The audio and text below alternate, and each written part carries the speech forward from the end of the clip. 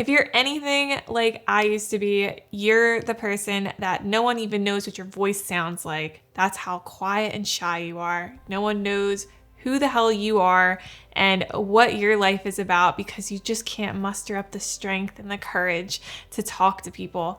After this video, you could at least use one of these things. It's so simple and easy to become more socially attractive and have people remember you, stand out, and do better than everyone else, all right?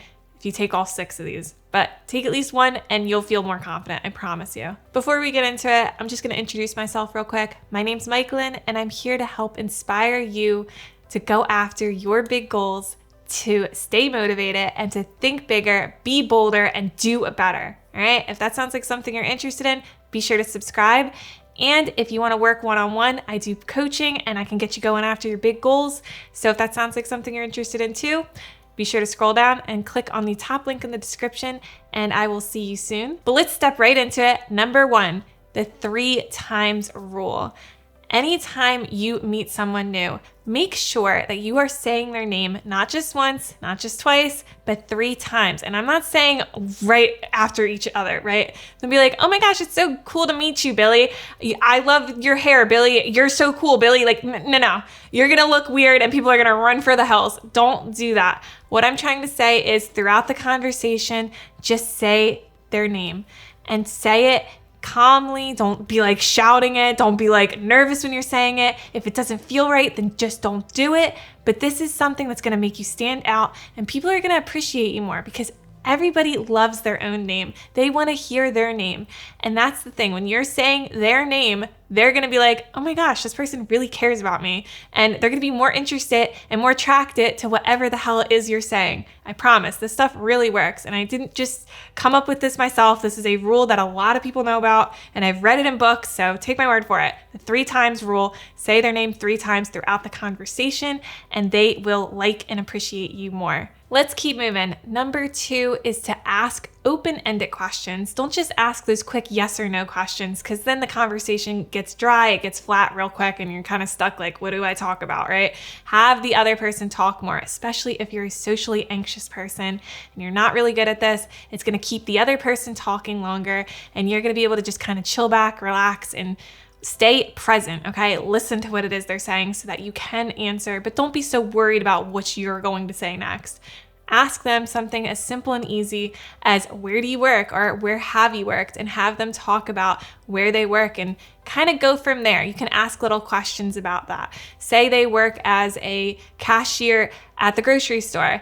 Maybe you've worked as a cashier somewhere. For instance, I've worked as a cashier at pretty much every job I've ever had. And that's something I could just go on and on with the person about. Have that common ground. Find that common interest that you guys can go back and forth off of. That way it's easier to talk instead of it being like something you just have no idea what the hell they're talking about. Like maybe they're talking about history and you don't even like history and you don't want to talk about history. You're in trouble, right? So don't bring up something that you don't want to talk about. Bring up something that's easy for you to talk about. And that's an open-ended question so that they can talk more than you. So you can listen and talk a little bit. Because people also like talking about themselves. That's another thing. People don't really want to hear, I'm not trying to be mean, but people just don't really want to hear about you. They want to talk about themselves. So let them talk about themselves. This video is about becoming more socially attractive, having people like you more. And that is how you get them to like you more, is if you let them talk and you're not doing all the talking. You're allowing them to talk instead. And number 3, be positive. Talk about things that you love. Don't talk about sad things. Don't talk about the news. Don't talk about traumatic things that are going on in your life. Like, there are certain people out there that are certified, like therapists, that can talk to you about those things.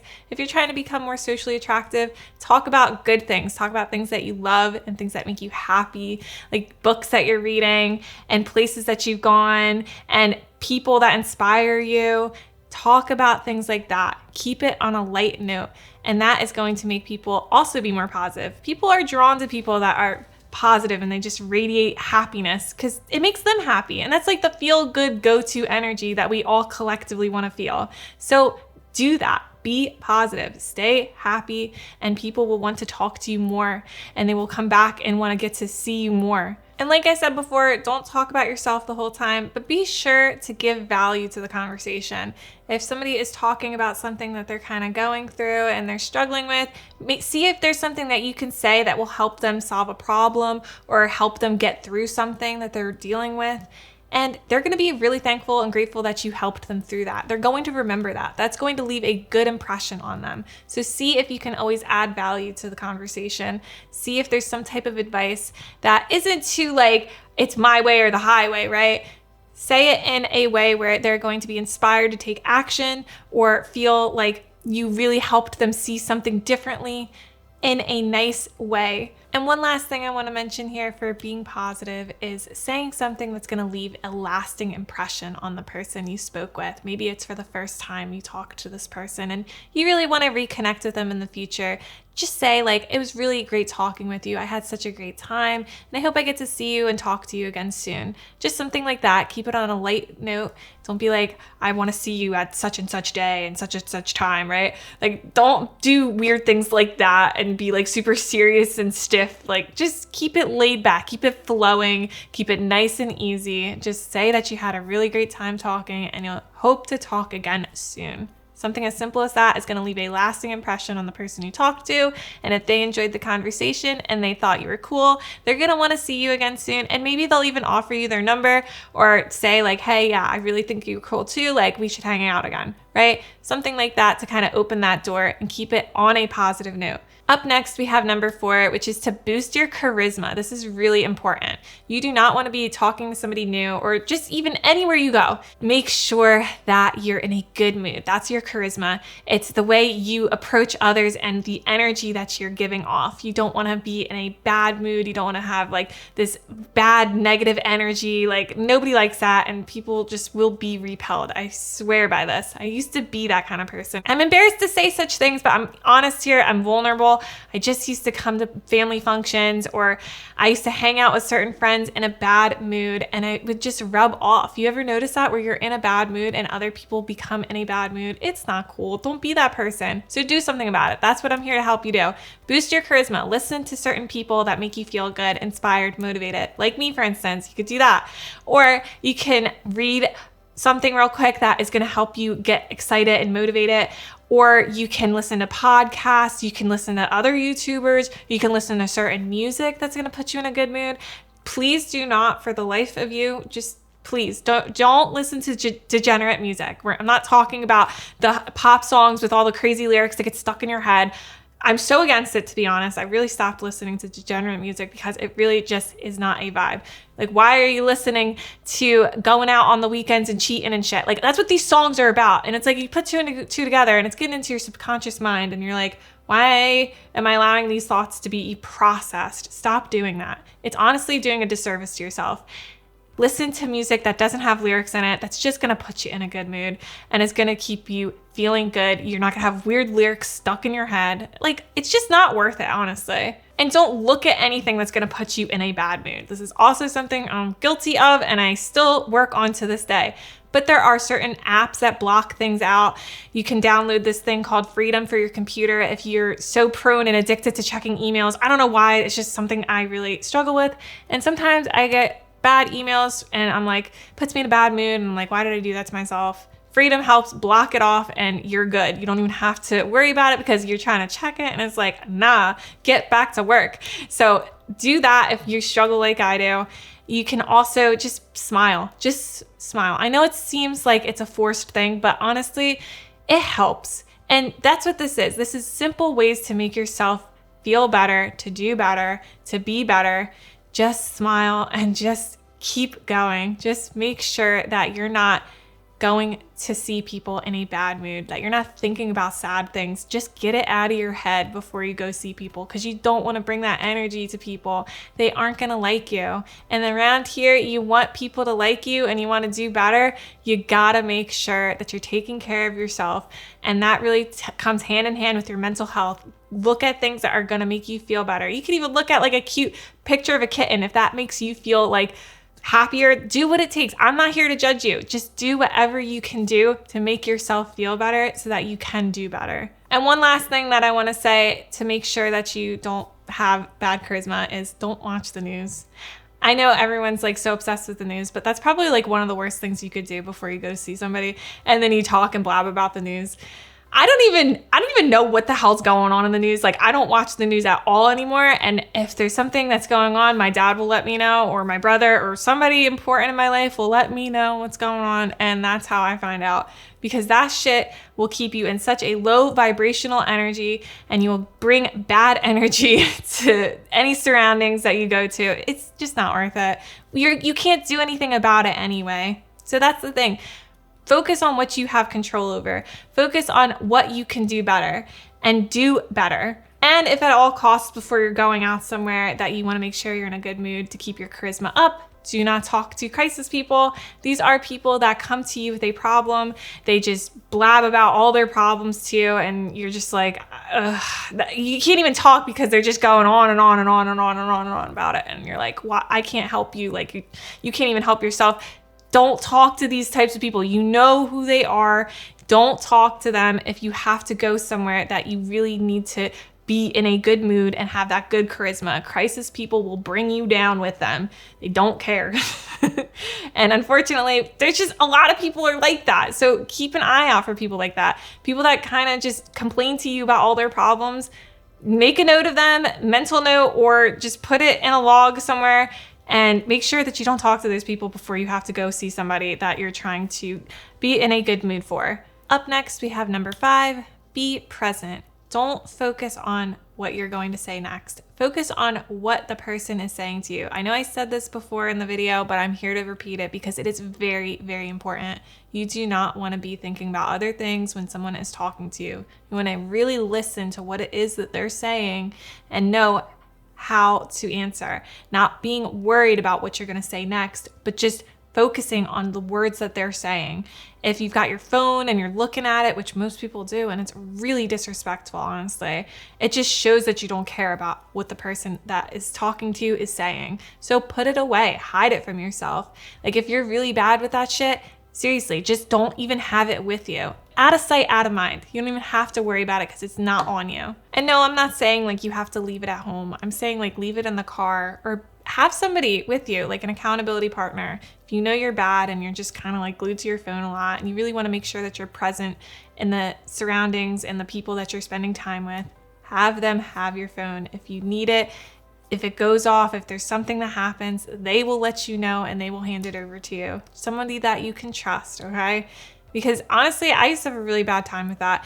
If it got awkward, if it got weird, if I felt uncomfortable, I would always go to my phone and just scroll. And I'd always be so disappointed in myself and so embarrassed and ashamed, because it's like, first of all, it just shows that I'm not enjoying where I'm at, right? It just shows that like I feel like I'm too stuck up to be here. And that's not the way I want to be perceived. And that's also not the way I'm using my phone. I'm trying to kind of get rid of my anxious thoughts, my anxious energy when I do that. I don't know if that is something you have dealt with before too, but that's kind of how I am with my phone. So that's the biggest reason why I'm saying just don't even have it with you. You're going to be a lot more present that way, and you'll feel a lot better. And you just focus on your breath when that anxious energy comes through. Like, start practicing. The sooner the better. Like, if you know you have something coming up where you're going to be around a lot of people, or you're going to be meeting people for the first time, practice going out without your phone. You can go for walks and just be more mindful of your surroundings and what's going on around you. It's a simple and easy way to get started doing this, instead of always having your phone with you everywhere you go. Because it's not your fault either. That's something I want to mention really quick. I say it a lot on this channel, but there are evil, greedy scientists that get paid so much money to keep you glued to your phone, to keep all of us glued to our phones, okay? They are making money off of you being on your phone through ads, through people getting you to buy something. Just understand that it's not your fault. They are designed to get you glued on there. There are people that get paid a lot of money, these evil, greedy scientists, I'm telling you, to keep you on your phone as long as possible. So do what it takes. Take back control of your life. Get back down to the basics and go out without your phone more often, especially if you have an event that's coming up, or if you're meeting somebody new for the first time and you want to come off as more attractive and more likable. This is the best way to do it, because there are so many of us out here that are glued to our phones, and you're gonna stand out. You're gonna be the person that like, wow, they haven't looked at their phone the whole time. That's pretty cool, right? Be that person. Do better. Lead by example and show people that it is possible to have a good time without your phone on you. And number 6, don't be too serious, okay? Be lighthearted. Be funny if you can. Laugh at yourself. Don't laugh at others ever. It's not a good look, okay? Don't act like you're better than everybody else. Don't act too rigid. Don't act bitchy. Don't act too serious. Don't act like somebody that you aren't, because you know you aren't that person. It comes out of us for some reason. I don't know why. Just notice it and be like, this is not who I am. I am a good person, and recenter yourself and know that you are a good person. Know it, feel it, be the good person. Laugh at people's jokes. Make fun of yourself, okay? If you can, not in a weird, like obnoxious way, like where it feels uncomfortable or forced or anything. I'm talking like if there's something that came up recently that you were just kind of like felt embarrassed by, don't be afraid to bring it up. People like people that are vulnerable. People like people that are truly themselves. Don't be wearing a mask. Don't be pretending to be somebody that you simply are not. Be yourself and you're gonna be more likable. Don't be so, oh my gosh, I have to be this perfect person because this is who everyone thinks I am. And it's like, listen, it's not that serious. Just be you. Just be whoever you are and enjoy yourself. Enjoy life more. Life is so much better when you're not pretending to be somebody you simply are not. When you are not trying to be the person that you think other people think you are. Just be you. Show people that you're a real fucking human, because sooner or later, the robots or whatever, they're going to come through and they're going to tear shit apart, and we're going to have to be, I don't know, whatever. I don't want to get too weird about robots or anything like that, but just be a human. Be a real human. Be lighthearted. Have a good lighthearted energy to you. Be funny. Make jokes about yourself. Don't force it if you're just not vibing and you can't think of anything. Just be yourself. That's what I'm trying to say. Be yourself. And listen, I have one last thing. If you have big goals and you just keep pushing them off, or let's say you want to be an entrepreneur, because it's pretty cool, honestly, and I highly recommend it. And I can teach you how to get started because I've been an entrepreneur for 6 solid years. I've been in business for 8 years. I know a lot. And I can help you break down big goals and turn them into easy, actionable steps so you can actually get more out of life. Because life is short. Do the things that you want to do. Stop pushing them off. Stop saying, I'll do it one day, I'll do it someday.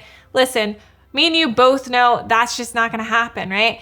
So take yourself seriously and just do the thing and get started, okay? And I can help you. I can be your accountability partner and keep you on the right track. So if that sounds like something you're interested in, scroll down right now and click on the top link in the description, and I'll see you next time, right? Bye for now.